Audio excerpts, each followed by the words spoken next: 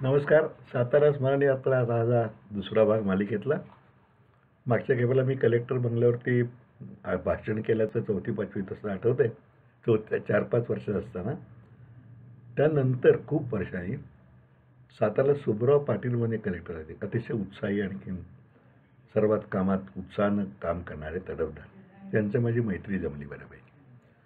तर त्यांनी एकदा तेव्हा जे कमिशनर होते त्यांना सेंड ऑफ करता म्हणून त्या बंगल्यामध्ये काहीतरी चांगला संगीताचा कार्यक्रम करूया म्हणून ठरवलं आणि मला विचारलं की तुमचं संगीत ओळखी आहे. मग मंजुषा पाटीलला मी बोलवलं होतं आणि मंजुषाचं गाणं त्या कलेक्टरच्या त्या हॉलमध्ये झालं. ज्या हॉलमध्ये मी बारकं खुर्चीवर उभं राहून भाषण दिलं होतं तेव्हा मला ती जुनी आठवण झाली. मी सांगितलं सुब्बराव पाटलांना सुद्धा हसायला यायला लागलं. असं तर काळ पुढे जात होतं. आईला आमच्या लहानपणापासून कष्टाची सवय होती, त्यामुळे ती कधी स्वस्त बसलेली आम्ही बघितली नाही. घरात कामाला कोणी नोकर, स्वयंपाकाला बाई ठेवणे तिला आवडायच नाही. फक्त भांडी घासायला किंवा धुणं धुवायला यापैकी एकाला एक बाई असे आणि दुसरं मग भांड्याला बाई असली तर आई धुणं धुवायची स्वतः, धुण्या असली तर भांडी घासायची स्वतः करायची. सकाळी उठून केळ वारे, चहा, भांडी किंवा धुणे, आम्हा मुलांना अभ्यासाला बसवणे, स्वयंपाक करून भाऊकांना 10:30ला बरोबर जेवायला वाढणे. आमची जेवणे झाले सगळ्यावरती स्वतः जेवायची.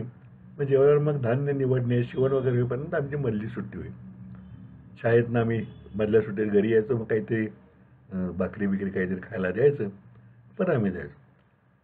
आणि मग आम्ही शाळा संपवून येईपर्यंत भाऊका घरी येऊन त्यांचं ऑफिस पुन्हा सुरू झालायचं.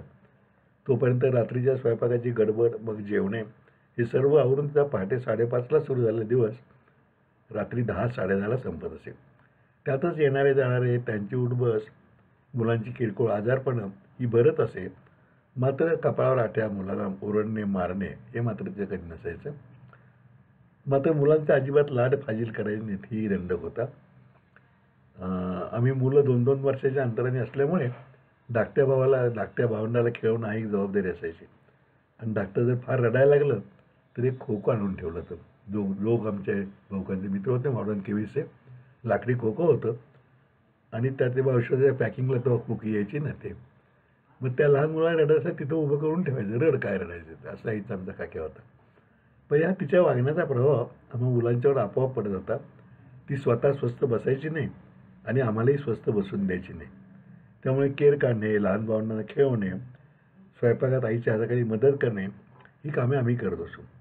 याशिवाय 5-6 वर्ष झाल्यानंतर माझ्या वाटेला महत्त्वाचे काम आले, ते म्हणजे बंब पेटवणे. रॉकेलचा बोळा व ढालप्या वापरून बंब पेटवण्यात कौशल्य नाही, पण बंब पेटवून तो केवळ रद्दी कागदावर पेटता ठेवणे व तेही धूर न होता हे मात्र कौशल्याचे काम असते. भाऊकांच्या ऑफिसमध्ये रोज बरेच कागद फाडले जात व कोळसा किंवा ढालप्या यांचा स्टार्टरप्रमाणे अत्यल्प उपयोग करून मग केवळ ते कागदच त्यात टाकायचे असा आईचा काटकसरी काक्या होता. हो, त्यात तयार व्हायला मला थोडा वेळ लागला, पण मी लवकरच त्यात एक्सपर्ट झालो. केर काढणे, मुक्कामाला व्यापाऱ्यांना चहा किंवा आंघोळीचे पाणी देणे, यावेळी लहानपणापासूनच कोणत्याही कामाची लाज बाळगायची नाही हे श्रमप्रतिष्ठेचे तत्त्व मनात ठसत गेले. तेव्हा 25 शनिवारच्या बाजूला असलेली जोशी यांची रिकामी जागा पूर्वीपासून आमचे दुसरे चुलते गोपाळराव यांच्याकडे भाड्यानं होती. त्यातील पाऊण जागेत पत्र्याची उंच शेड केली होती. तिचा व्यापार मोटार गॅरेज म्हणून होई. त्यात गोपाळरावांची एक टॅक्सी आणि ट्रक असत, तर एका काळात दादांची म्हणजे थोरल्या चुलत्यांची बंद अशी पडलेली फोर्ड मोटार होती. गोपाळरावांची टॅक्सी प्लायमाउथ कंपनीची, पण मागे लाकडी बांधलेली बॉडी होती. आणि ती काळी पिवळी टॅक्सी नंतर झालेली, सक्ती झाल्यानंतर, पण आधी टॅक्सी चालायची आणि सातारा मेढा अशा त्या ट्रिप करायची. त्या BYL 1370 असा नंबर होता मला जो आठवते. आणि मनोहर भंडारे हा त्या गाडीवरती ड्रायव्हर होता. ड्रायव्हर नाही, तो घरच्यासारखाच होता आमच्या गोपाळरावांच्याकडे. त्याची मुलंही पुढं मोठी झाली, ती सगळ्यांची संमती होती. आणि लोक खरं तर त्या टॅक्सीला भंडाऱ्याची टॅक्सीच म्हणायचे, इतकं ते होतं मनोहरची टॅक्सी. त्यांच्या पुढं त्यांच्या ते मनोहरच्या हे जाऊन त्याचा एक भाग जागेचा गोपाळरावांच्या हिश्श्याचा आलेला त्यांच्या मुलांनी मनोहर भंडाऱ्याच्या मुलाला अगदी अल्प किमतीत तो विकत दिला आणि त्याचा छान घर झाले. दादांची बंद टॅक्सी होती BYL 74, म्हणजे आम्हा मुलांचं खेळायचं ठिकाण होतं. त्यापासून गुई असं तोंडाला मिळायचं आणि स्टेअरिंग फिरवत आपला गाडी चालवण्याचा आनंद घ्यायचा. समोर राहणारे विजय केसकर, आप्पा कुलकर्णी, विजय जोशी हे समवयस्क आमचे मित्र होते शाळेतले बरोबरचे. ते आजही टिकून आहेत.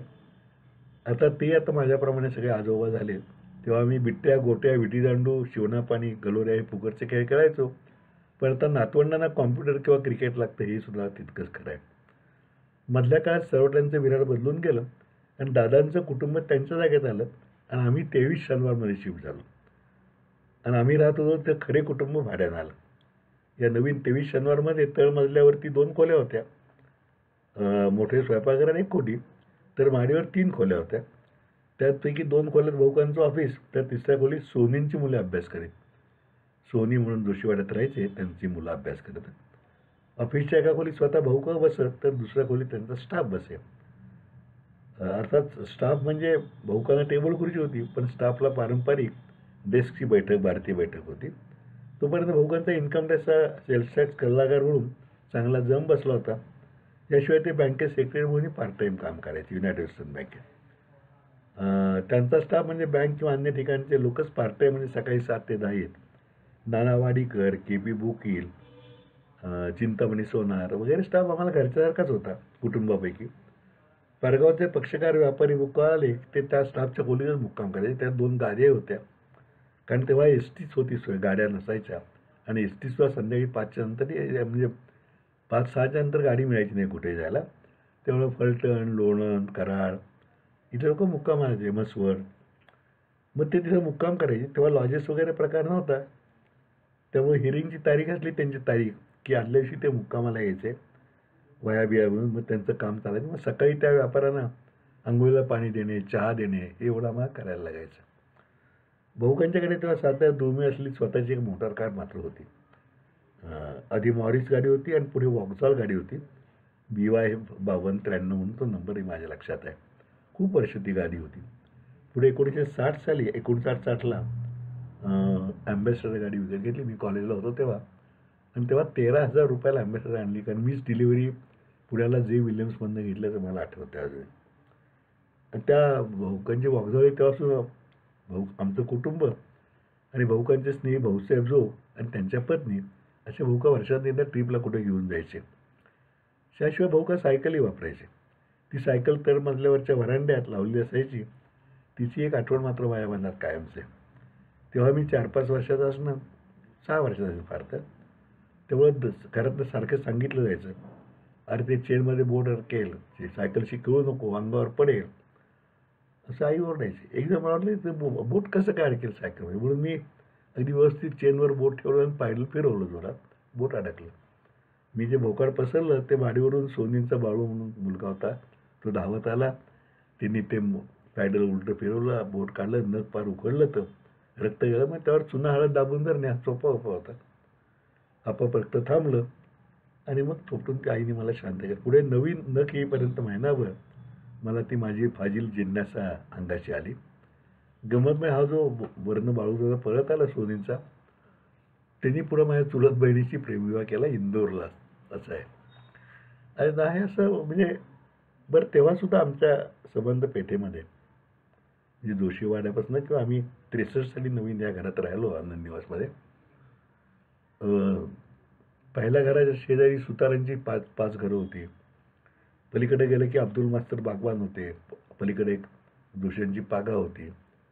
सर्व जाती धर्माची माणसं असायची आणि जातीभेद बितेभेद हा काय नसायचा. म्हणजे आमच्याकडं कामाला सुतारांच्या एक बाई यायच्या, सुंदर म्हणून तिचं नाव होतं. तर ती झटकत आम्हा पोरांना दम तेव्हाच द्यायची असं नाही. पुढे सुद्धा आम्ही कॉलेजला जरी गेलो तरी सुद्धा दम द्यायची. प्रॅक्टिस लागल्यानंतर भेटली तरी दम द्यायची ती. असं एक वेगळं कौटुंबिक वातावरण शनिवार पेठेमध्ये होतं. आणि आम्ही इकडे शनिवार पेठेत जेव्हा भाऊकांनी नवीन घर बांधलं, पुढे येईलच ती गोष्ट, तर तेव्हा आमच्या समोर आत्तारांची 2 घरं, बागवानांची 2 घरं, पलीकडे पटवेकरी, पलीकडं भोईटे, सगळे म्हणजे शेजारी निकम, शेजारी बागवान एक आणखी, हे सगळे वैद्य होते, बेडेकर होते. म्हणजे एक असा गोळामेळ म्हणजे हा काय म्हणतो आपण, जाती धर्माचा भेदभेद कधीच नव्हता. ती मुलं आमच्याकडे खेळायला यायची, आम्ही त्यांच्या घरात खेळायला जायचो. कित्येकदा समोरच्या बागवानाच्या घरातली मुलगी आणि मुलं बरोबरची असतात त्यांची मैत्री होती ना. त्यामुळे मी माझ्याबरोबर शब्बीर बागवान, मुसा बागवान, आतारांचा गणी होता. हे आम्ही सगळे खेळायला बरोबर. रोड्या पटवेकरी म्हणून होता. बिट्ट्या किंवा गोट्या सगळे बरोबर खेळायचे. किंवा काही त्यांच्याकडे शक्यतो काय असायचं की टाक वगैरे प्रकार त्यांच्याकडे कमी असायचा. त्यामुळे कधीतरी समोरच्या घरातली मुलगी यायची, मुरवण मागितले म्हणून. मग आपल्याकडे ताक घेऊन ते विरजण लावायला लागायचं ना त्याकरता. या वातावरणामध्ये आम्ही वाढत होतो. त्यामुळं पहिल्यापासूनच एक समतेचा म्हण होता. समता फार जड शब्द झाला. धर्मनिरपेक्षता, समता वगैरे. पण ते काही शब्द न वापरता तसं वातावरण आमच्या घरात होतं आणि पेठेत होतं, कुटुंबातही होतं. आज ते खरं म्हणजे अप्रूप वाटायला लागलं आपल्याला की पण ही गोष्ट सत्य गोष्ट आहे. आणि मग हे होता म्हणजे आणि तेव्हा फटाके वगैरे फारसे नसायचे. आपटबार केला जायचा दिवाळीत. म्हणजे लोखंडी नळी एका बाजून बंद केली असायची आणि ते कागद ठासून भरून त्यात वात लावायची आणि ते उडायचा. खूपदा ते वर जाताना कुणाला तरी लागायचं, असंही व्हायचं. फटाके मिळायचे ते म्हणजे लवंगी फटाके किंवा बाण असायचे. ते बाण इकडनं तिकडनं असा वर सोडला की उडायचा, ते वेगळं होतं. आणि ही सगळी म्हणजे बरं कुठल्याही मुलाने बिट्ट्या किंवा गोट्या खेळणं हे रस्त्यात तसं पातक मानलं जायचं. किंवा सिगरेटची रिकामी पाकिटं खेळून जिंकायची वगैरे असं व्हायचं. पण पेठेतला कोणी मोठा माणूस दिसला की आपोआप पळायचं तिथनं.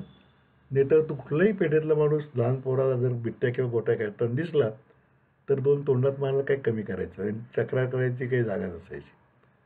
किंवा शाळेत सुद्धा विद्यार्थ्यांना काही चुकारपणा केला, वाह्यात खोडी काढली तर मास्तरनी मारलं हे ते सहज कॉमन होतं. म्हणजे त्यात काही कुणाला गैर वाटायचं नाही. त्यासंबंधी घरी तक्रार करायची नाही. हे सगळं अगदी कायम होतं. म्हणजे पालक भांडायला गेलेत. मी आता तर मला असं मी वाचलं मध्ये की काढव असं विद्यार्थ्याला म्हणणं सुद्धा चुकीचं आहे. त्याबद्दल मास्तरांना शिक्षा होऊ शकते. असं होतं आत्ता. पण तेव्हा असं काही वाटायचं नाही. उलट त्याच्यामुळे एक शिस्त वेगळ्या आयुष्याकडे पाहायची दृष्टी लावली असं मला स्वतःला वाटतं. म्हणजे अतिरेकी आणि फाजील लाड हे मुलांच्या वाढीला घातक आहेत असं मला वाटतं. आणि दुसरी गोष्ट की हट्ट हा प्रकार आमच्या घरात कधी नव्हता. अमुक एक मला पाहिजे असा हट्ट करायची सोय नव्हती. अशी सोय म्हणजे असं जर हट्ट केला तर तुम्हाला निश्चित मिळणार नाही, तुम्ही खात्रीत बाळगा. म्हणजे नाही असं ऐकून घ्यायची जी सवय आपण महत्त्वाची आता मानसशास्त्रीय मानतो की मुलांना मोठं होताना विशेषतः पौगंडावस्थेत 17, 18, 16 वर्षाच्या की जग तसं कसं आहे, तुम्हाला नाही म्हणून ऐकून घ्यायची अपयशाची सवय करायला पाहिजे. ते शिक्षण आपोआप घरातूनच मिळत होतं. हट्ट करायचं नाही, विपरीत घडलं तरी ते सोसायची तयारी पाहिजे. मग रडाओरडा तुम्ही कोण लक्ष देणार नाही. म्हणजे ज्या आपण खंबीरपणा म्हणतो, आयुष्याशी झगडण्याचा एक स्वभाव बनणं, हे सगळं त्याच्यामुळे होतं असं मला वाटतं. आणि यामुळं मला असं 2-3 गोष्टी ज्या फार आयुष्यावर परिणाम झाला असं मत आहे माझं की एकतर कुठल्याही कामाची लाज बाळगायची नाही. आपल्याबरोबर राहणारे सगळे आपलेच लोक आहेत. तिसरी गोष्ट अशी की तेव्हा रेशनचे दिवस होते. त्यामुळं रेशनवरचं आम्ही धान्य खायचो. तेव्हा तांबडा काहीतरी ज्वारी आली ती किंवा तो तांदूळ कुठला तरी विचित्र जाड्या उकड्या, आम्ही तेच खायचो. लालही काही वेळा तांदूळ आले ते. काही वेळाही नाही, मी सगळं जग खात आहे तसं आपण राहायला पाहिजे. मी यामुळं आपोआपच एक आपली सामान्य जनांच्याशी समाजाशी नाळ जोडली जाते. हे संस्कार त्यामुळे झाले असं मला वाटतं. आज इथेच थांबूया. उद्या थोडंसं पुढं गेलं जाऊया आपण. आणि इंग्लिश स्कूलपर्यंत गेलो त्याच्या आधी मुंज झाली माझी तेव्हाच. त्याच्यापासून आपण पुढच्या भागात बघूया. तोपर्यंत नमस्कार. आपली प्रतिक्रिया आणि अभिप्राय मला जरूर कळवा. नमस्कार.